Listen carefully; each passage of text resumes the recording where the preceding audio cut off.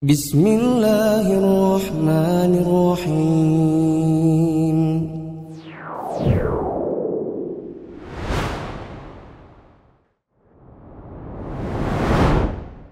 Bismillahirrahmanirrahim. Assalamualaikum warahmatullahi wabarakatuh. Alhamdulillahilladzi arsala rasulahu bil huda wa dinil haqq liyudhhirahu 'ala dini kullih wa kafa billahi syahida. Asyhadu an la ilaha illallah wahdahu la syarikalah wa asyhadu anna Muhammadan 'abduhu wa rasuluhu la nabiyya ba'dah. Teman-teman yang dirahmati Allah, kita akan masuk ke dalam landasan ketiga dari kitab Al-Usul Ats-Tsalatsah. Mengenal Nabi Muhammad sallallahu alaihi wasallam. Al-Aslu Tsalits, ma'rifatu nabiyyikum Muhammadin sallallahu alaihi wasallam. Landasan ketiga, mengenal Nabi Muhammad sallallahu alaihi wasallam. Nama dan nasab beliau. Wa huwa Muhammad ibn Abdullah ibn Abdul Muttalib ibn Hashim. Wa Hashimun min Quraisy. Wa Quraisy min al-Arab. Wal Arabu min dzurriyyati Ismail ibn Ibrahim al-Khalil. Alaihi wa ala nabiyyina afdhalus salati wassalam. Nabi kita adalah Muhammad bin Abdullah bin Abdul Muttalib bin Hashim. Hashim adalah salah satu kabilah dari suku Quraisy dan suku Quraisy adalah dari kalangan bangsa Arab. Adapun bangsa Arab merupakan salah satu generasi keturunan Nabi Ismail, putra Nabi Ibrahim sang kekasih Allah. Semoga salawat dan salam yang terbaik tercurah bagi beliau dan Nabi Muhammad sallallahu alaihi wasallam. Kata Syekh Shalih bin Fauzan Al-Fauzan, mengenal Nabi Muhammad sallallahu alaihi wasallam adalah keharusan karena beliau adalah media hingga Islam sampai kepada kita, dari Allah kepada hambanya. Bagaimana mungkin kita mengikuti seseorang bila kita tidak mengetahui latar belakang kehidupannya? Ada orang mau belajar, tetapi gurunya tidak jelas misalnya. Ya, ini adalah sesuatu perkara yang aneh. Oleh karenanya, kita disuruh oleh Allah dan Rasulnya untuk mempelajari sirah atau sejarah kehidupan Nabi SAW. Di antara yang disebutkan oleh penulis tentang Nabi Muhammad SAW mencakup nama dan nasab, negeri tempat tinggal beliau, tempat lahir dan besarnya, tempat beliau hijrah, umur dan fase kehidupannya, serta wahyu yang menunjukkan pengangkatan beliau sebagai Nabi dan Rasul. Kedua, Nabi SAW memiliki nama selain Muhammad. Hanya saja nama inilah yang dikenal oleh umat, karena nama ini yang paling banyak disebutkan dalam beberapa ayat. Akan tetapi, beliau juga memiliki nama yang lain seperti Ahmad, Nabiur Rahmah, Nabiyul Malhamah, Al-Hashir, Al-Aqib. Ini diantara nama Nabi SAW, dan teman-teman bisa buka dalam surat As-Saff ayat 61, Ali Imran ayat 144, Al-Fath ayat 29, Al-Ahzab ayat 40, dan Muhammad ayat 2. Kata Syekh Shalih bin Fauzan, sebagian ulama mengatakan bangsa Arab itu terbagi dua. Ada yang ba'idah, ada yang baqiyah. Yang ba'idah itu artinya yang sudah punah. Di antara bangsa Arab yang sudah punah ini adalah kaum Nabi Nuh, kaum 'Ad, Tsamud, dan Syuaib. Adapun yang baqiyah, yang masih ada garis keturunannya, di antaranya adalah yang Aribah dan Musta'aribah. Aribah artinya Arab asli. Di antaranya dari kalangan Qahtaniyah yang berasal dari Yaman. Adapun yang Musta'aribah artinya campuran. Di antaranya adalah kalangan Adnaniyah yang merupakan keturunan Nabi Ismail bin Ibrahim alaihissalam. Mereka dinamakan Musta'aribah atau campuran karena mempelajari bahasa Arab dan menikah dengan wanita dari kalangan Aribah sehingga tumbuh sebagai generasi turunan Aribah. Adapun Nabi SAW berasal dari Bani Hashim yang merupakan keturunan Nabi Ismail alaihissalam. Nama Nabi SAW adalah Muhammad bin Abdullah bin Abdul Muttalib. Berarti Abdul Muttalib ini adalah kakeknya Nabi. Dan Abdul Muttalib nama aslinya adalah Syaibah. Kenapa Syaibah dinamakan Abdul Muttalib, hambanya Al-Muttalib?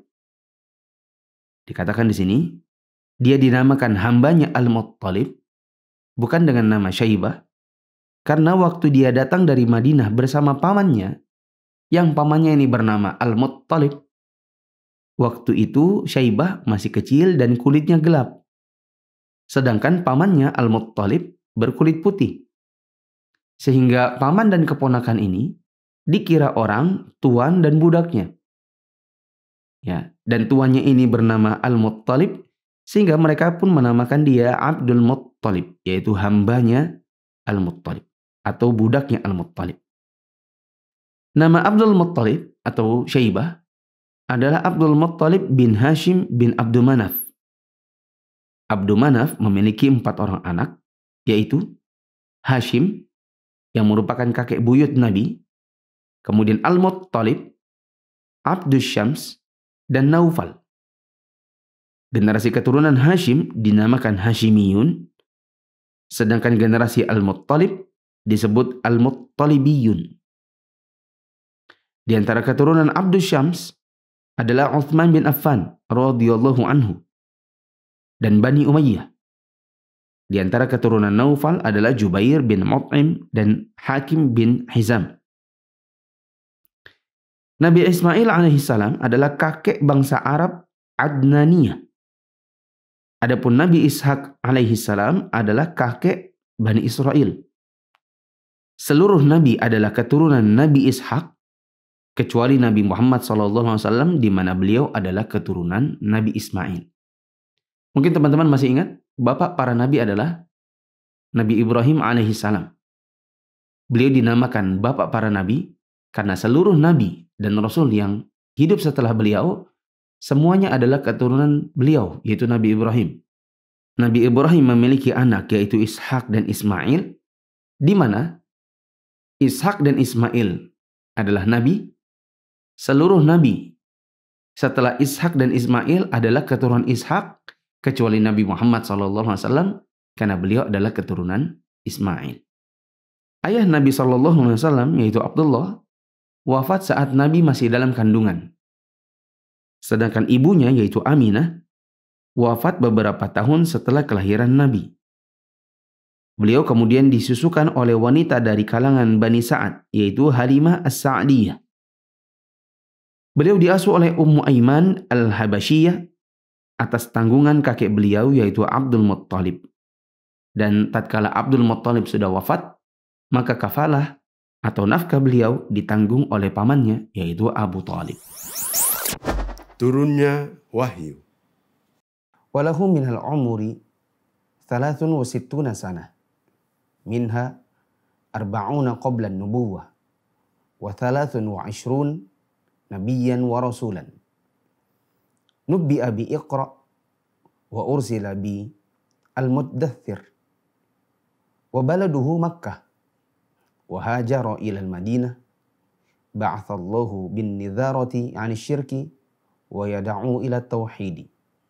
Umur Nabi Muhammad sallallahu alaihi wasallam mencapai 63 tahun.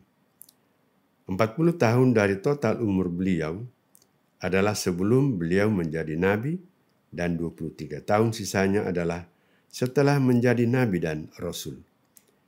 Nabi Muhammad SAW diangkat menjadi nabi dengan turunnya wahyu Quran surah Al-Alaq dan diangkat sebagai rasul dengan turunnya wahyu Quran surah Al-Mudaththir. Beliau aslinya berdomisili di kota Mekah, kemudian pergi berhijrah menuju kota Madinah. Allah mengutus beliau untuk mengingatkan orang akan bahaya syirik dan berdakwah dalam rangka memurnikan tauhid. Waddalilu qauluhu ta'ala. Dalilnya adalah firman Allah Ta'ala, Ya ayyuhal muddaththir qum fa'anzir wa rabbaka fakabbir wa thiyabaka fatahhir warujza fahjur wa la tamnun تستكثر ولربك فاصبر. Wahai orang yang berselimut, bangunlah, lalu berilah peringatan, dan Tuhanmu agungkanlah, dan pakaianmu bersihkanlah. Dan perbuatan dosa menyembah berhala, tinggalkanlah. Dan janganlah kamu memberi dengan maksud memperoleh balasan yang lebih banyak. Dan untuk memenuhi perintah Tuhanmu, bersabarlah. Quran Surah Al-Mudaththir ayat 1 sampai dengan 7.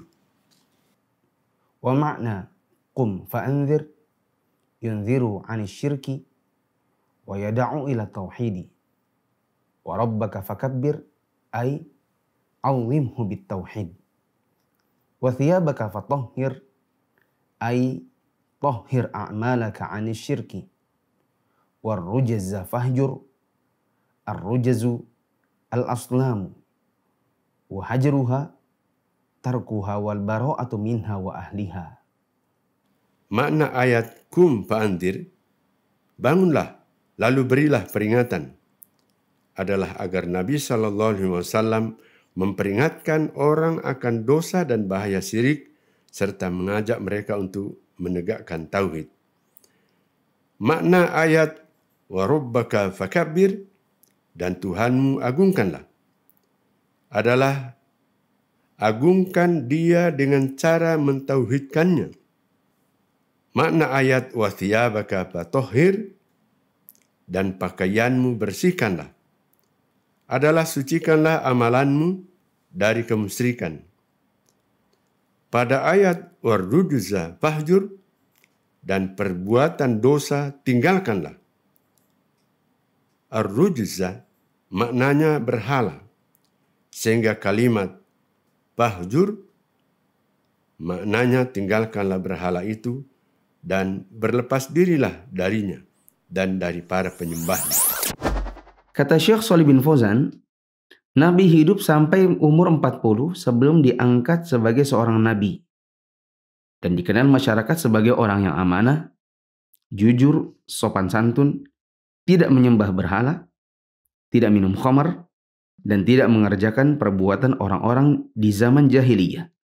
Bahkan beliau kerap pergi ke Gua Hira dan menyendiri di dalamnya selama beberapa hari dalam rangka beribadah kepada Allah sebagaimana dalam ajaran Nabi Ibrahim, yaitu tauhid. Tatkala beliau sudah mencapai usia 40, turunlah wahyu melalui malaikat Jibril, yang saat beliau berada di dalam Gua Hira, Jibril ini berkata kepada beliau, "Bacalah." Beliau menjawab, "Aku tidak bisa membaca." Jibril pun merengkuh Nabi dengan kuat sambil mengatakan, "Bacalah." Ini terjadi sampai 3 kali, sampai akhirnya Jibril membacakan untuk beliau surat Al-Alaq ayat 1 sampai 5. Iqra bismi rabbikal ladzi khalaq. Khalaqal insana min 'alaq. Iqra wa rabbukal akram alladzi 'allama bil qalam. 'Allamal insana ma lam ya'lam. Bacalah dengan menyebut nama Tuhanmu yang menciptakan. Dia telah menciptakan manusia dari segumpal darah.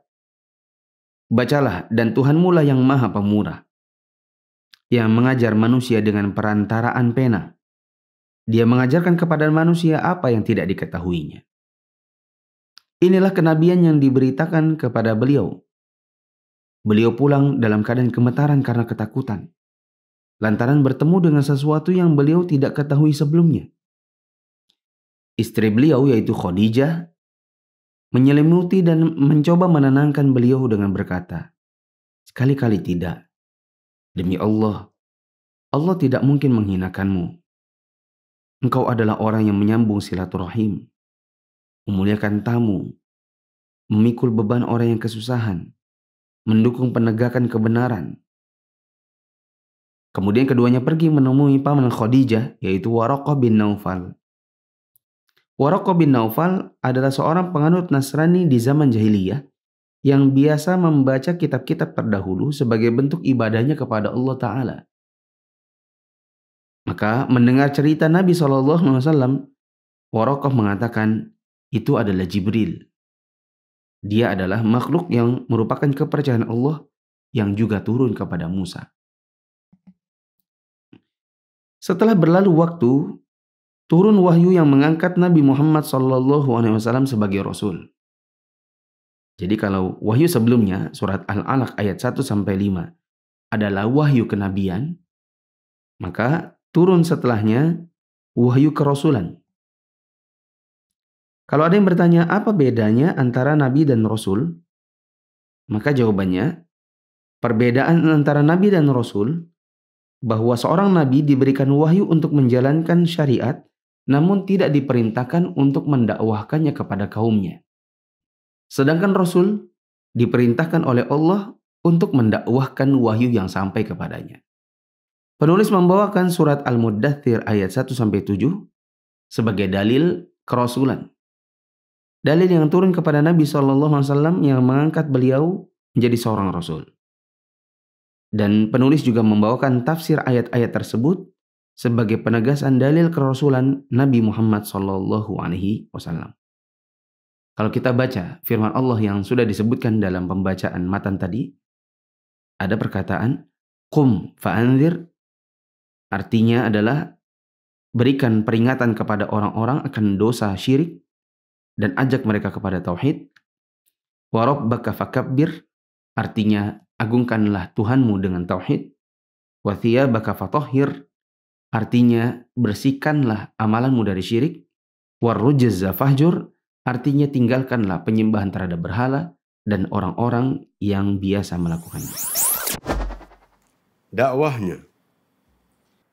Akhadha ala hadha 10 sinin yad'u ila tauhidi wa ba'da al-'ashri 'urija bihi ila as-sama' wa furidat 'alaihi as-salawatul khamsu wa shalla fi Makkah 3 sinin. Kondisi seperti ini di mana Nabi Muhammad SAW mendakwahkan tauhid terus berlangsung selama 10 tahun. Setelah 10 tahun tersebut beliau dimi'rajkan ke langit. Ketika itu diwajibkan atas beliau salat 5 waktu. Beliau melaksanakan salat di Mekah selama 3 tahun. Teman-teman yang dirahmati Allah, tadi sudah disebutkan bahwa Nabi diberikan wahyu untuk dirinya dan menjalankan syariat untuk dirinya sendiri tanpa mendakwahkannya. Sedangkan Rasul, dia mendapatkan wahyu untuk dirinya dan menjalankan syariat tersebut untuk dirinya serta mendakwahkannya kepada kaumnya. Maka Syekh Shalih bin Fauzan mengatakan, dengan turunnya wahyu, yaitu Al-Muddathir ayat 1-7 yang mengangkat Nabi sebagai Rasul, otomatis Nabi SAW harus mendakwahkan wahyu tersebut kepada orang-orang yang ada di sekitarnya yang juga berdomisili di Makkah. Beliau wajib untuk mengajarkan masyarakat tentang tauhid, meninggalkan penyembahan terhadap berhala, dan mau tidak mau akan timbul konflik yang terjadi antara beliau dengan orang-orang musyrik, dan konflik seperti ini terus berlangsung selama 10 tahun. Demikianlah memang yang disebutkan oleh para ulama bahwa tidak seorang pun Rasul, melainkan pasti ada penentangan-penentangan dari orang-orang yang menjadi objek dakwahnya. Kedua, Allah mengutus Nabi Muhammad SAW untuk berdakwah di Makkah. Karena Makkah ini merupakan pusat peradaban Islam, di mana kaum muslimin di seluruh penjuru dunia merujuk ke kota ini untuk melaksanakan ibadah haji. Itulah mengapa Makkah juga dijuluki Ummul Qura. Dengan demikian, Makkah karena merupakan Ummul Qura harus senantiasa dibersihkan dari segala bentuk kemusyrikan dan hal-hal yang menyelisihi Islam sehingga memancarkan dakwah tauhid ke seluruh dunia. Sebagaimana disebutkan dalam firman Allah Ta'ala, wa ahidna ila Ibrahim wa Ismail an tahhira baiti lit-ta'ifina wal 'akifina war ruk'is sujud. Dan telah kami perintahkan kepada Ibrahim dan Ismail, bersihkanlah rumahku untuk orang-orang yang tawaf, i'tikaf, ruku, dan yang sujud. Quran surat Al-Baqarah ayat 125. Kata Syekh Shalih bin Fauzan, setelah lewat masa dakwah selama 10 tahun tersebut, di tahun ke-11 beliau menjalani Isra. dari Masjidil Haram ke Masjidil Aqsa. Catatan saya, di antara para ulama ada yang mengatakan bahwa proses Isra dan Mi'raj ini merupakan hiburan yang diberikan oleh Allah untuk Nabi Muhammad SAW, karena selama berdakwah 10 tahun, beliau senantiasa mendapatkan hinaan, ejekan, fitnah, sampai makar-makar yang dilakukan oleh orang-orang yang menentang dakwahnya. Bagaimana proses Isra dan Mi'raj ini? Disebutkan di sini, ketika itu beliau menginap di rumah Ummu Hani. Jibril alaihissalam datang dengan membawa seekor hewan tunggangan yang disebut buraq. Hewan ini ukurannya lebih kecil daripada bighal, yaitu peranakan kuda dan keledai, tetapi lebih besar daripada keledai. Langkahnya sejauh matanya memandang. Beliau pun menungganginya untuk berangkat ke Baitul Maqdis di malam tersebut, dan di sana beliau bertemu dengan para nabi. Dari Baitul Maqdis beliau mi'raj ke langit ditemani oleh Jibril. Setiap pintu langit terbuka untuk keduanya hingga berakhir di langit ketujuh. Kemudian beliau naik ke Sidratul Muntaha, dan di sanalah Allah berbicara dengan beliau. Allah memerintahkan beliau untuk menjalani sholat sebanyak 50 kali dalam sehari semalam. Namun Nabi Musa alaihissalam memberi isyarat kepada beliau agar meminta keringanan kepada Allah, karena beliau tahu bahwa umat Muhammad SAW tidak akan sanggup melaksanakan sholat 50 waktu sehari semalam. Nabi SAW melakukan apa yang disarankan oleh Nabi Musa dan bolak-balik kembali kepada Allah hingga akhirnya sholat diringankan menjadi 5 waktu saja. Namun disebutkan perkataan Allah dalam hadis tentang Isra Mi'raj, amdaitu fardhati wa khaffaftu an ibadi wa ajzi al-hasanata 10. Telah kusampaikan kewajiban kalian kepadaku, aku beri keringanan kepada hambaku, dan aku membalas kebaikan dengan 10 kali lipat. Dalam riwayat yang lain, hiya khamsun wa hiya khamsun. Salat itu 5 kali tapi bernilai 50. Dari dua hadis ini maksudnya adalah hitungan salat adalah 5 dari sisi pengamalannya, tetapi dia bernilai 50 dari sisi timbangan amalnya. Dengan demikian, salat yang 5 waktu sehari semalam diberi ganjaran pahala 50 waktu, karena setiap kebaikan dilipat gandakan pahalanya sebanyak 10 kali.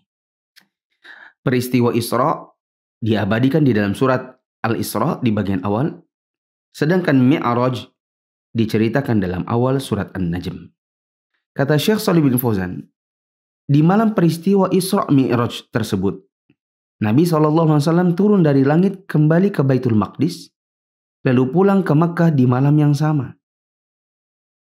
Maka esok harinya Nabi SAW memberitahukan kepada manusia tentang apa yang terjadi semalam. Orang-orang mukmin semakin bertambah imannya, sedangkan kaum musyrikin semakin bertambah kejahatannya. Dengan nada mengejek mereka mengatakan, bagaimana mungkin Muhammad itu mengklaim berangkat pulang pergi ke Baitul Maqdis di Palestina dalam waktu 1 malam, sedangkan kita saja pergi naik unta bisa susah payah dalam 2 bulan. Yaitu sebulan pergi dan sebulan pulang. Sedangkan Muhammad itu cuma 1 malam. Mereka menganalogikan kekuasaan Allah dengan kemampuan makhluk. Namun itulah salah satu tujuan Isra Mi'raj, yaitu menguji keimanan manusia. Yang mukmin bertambah iman, sedangkan yang kafir bertambah kufur. Kata Syekh Shalih bin Fauzan, salah satu orang yang paling percaya dengan peristiwa Isra Mi'raj yang dialami Nabi ini adalah Abu Bakar As-Siddiq radhiyallahu anhu. Ketika beliau ditanya oleh orang-orang musyrikin, bagaimana mungkin kamu bisa percaya dengan perkataan Muhammad? Kami saja berangkat PP Mekah ke Palestina itu bisa 2 bulan, sebulan pergi, sebulan pulang dengan menggunakan unta yang bagus. Dia mengatakan dia PP hanya dalam waktu semalam. Bagaimana mungkin kamu bisa mempercayai orang seperti itu? Maka Abu Bakar mengatakan, jika Muhammad mengatakan yang lebih dari itu, aku akan tetap beriman. Karena Jika aku percaya kepada Muhammad tentang sesuatu yang lebih besar, yaitu adanya wahyu dari langit yang turun kepadanya, maka bagaimana mungkin aku tidak percaya tentang Isra Mi'raj yang diceritakannya. Maksud perkataan Abu Bakar itu begini. Bila Isra Mi'raj itu tidak masuk akal bagi kalian, ketahuilah saya percaya dengan sesuatu yang lebih nggak masuk akal lagi. Muhammad itu mengklaim dirinya dapat wahyu dari langit. Itu saja saya percaya, meskipun itu tidak masuk akal bagi kalian. Apalagi cuma sekedar perjalanan Isra Mi'raj semalam. Dari Mekah ke Palestina, naik ke langit, kembali ke Palestina, kembali lagi ke Mekah. Ya, dalam bahasa kita, yang lebih nggak masuk akal saja saya percaya, apalagi yang di bawahnya. Syekh Shalih bin Fauzan mengatakan, Isra Mi'raj terjadi bukan karena sebab kemampuan Nabi, melainkan karena kuasa Allah Ta'ala.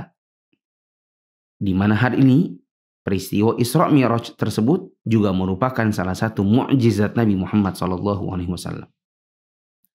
Harus diyakini bahwa Isra Mi'raj terjadi pada diri Nabi, baik ruh maupun jasad, dan dalam keadaan terjaga, bukan dalam keadaan tidur. Sebagian orang ada yang meyakini bahwa Isra Mi'raj itu terjadi tapi hanya dalam mimpi, bukan dalam alam nyata. Dan ini merupakan perkataan yang batil, karena Allah Ta'ala berfirman, Subhanalladzi asra bi'abadih. Maha suci Allah yang telah memperjalankan hambanya. Dan perkataan hamba pada ayat tersebut dimutlakkan kepada diri Nabi Muhammad SAW yang mencakup ruh maupun jasad beliau. Setelah menerima kewajiban sholat 5 waktu dari peristiwa Isra Mi'raj, Nabi Muhammad SAW melaksanakannya 2 rakaat. Nanti setelah hijrah ke Madinah, beliau mengerjakan sholat zuhur, asar, dan isya masing-masing 4 rakaat. Sedangkan sholat subuh tetap 2 rakaat karena bacaannya panjang. Sedangkan sholat maghrib tetap 3 rakaat dikarenakan sholat maghrib merupakan witirnya sholat siang. Ini sebagaimana disebutkan dalam hadis, as-salatu awwalu ma furidat rak'atain wa uqirrat salatus safari wa utimmat salatul hadar. Salat itu dikerjakan 2 rakaat ketika pertama diwajibkan. Dan tetap demikian ketika safar, dan disempurnakan yaitu 4 rakaat di saat mukim. Ini salah satu dalil tentang salat qashar yang insya Allah kita akan bahas pada level-level yang akan datang. Terakhir, para ulama bersepakat bahwa salat diwajibkan sejak di Mekah. Namun mereka berselisih pendapat apakah masalah waktu penetapannya. Apakah 3 tahun sebelum hijrah, ataukah 5 tahun atau 1 tahun. Pendapat yang dikuatkan penulis adalah 3 tahun, sebagaimana disebutkan di atas. Beliau melaksanakan sholat di Mekah selama 3 tahun. Setelah itu beliau diperintahkan oleh Allah untuk hijrah ke kota Madinah. Ada logika yang juga mudah. Nabi Muhammad SAW berdakwah selama 13 tahun. 10 tahun beliau mendapatkan serangan-serangan dan makar dari orang-orang musyrik yang menentangnya. Di tahun ke-11 beliau mendapatkan hiburan dari Allah untuk pergi Isra Mi'raj. Dan itu menunjukkan bahwa ada 3 tahun, mulai dari beliau mendapatkan wahyu tentang sholat 5 waktu, sampai beliau ke Madinah, sebagai durasi lamanya sholat di kota Mekah, dan menunjukkan bahwa penetapan sholat adalah 3 tahun sebelum hijrah. Wallahu a'lam bishawab. Insya Allah kita akan lanjutkan pada video yang akan datang. Subhanakallahumma wa bihamdika, asyhadu an la ilaha illa anta, astaghfiruka wa atubu ilaik.